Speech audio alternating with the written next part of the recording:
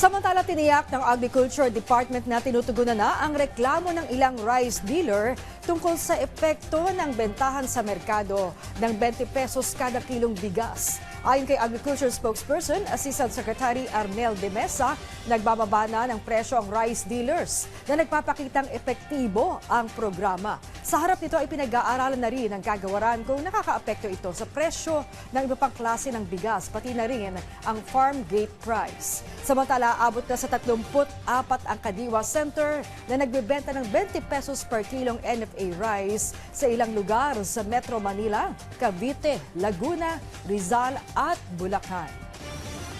Itong may ayos mapag-aralan mabuti before we go into next phase, the third phase, and eventually next year.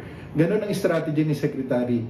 Kailangan merong mga datos na will support yung concrete actions na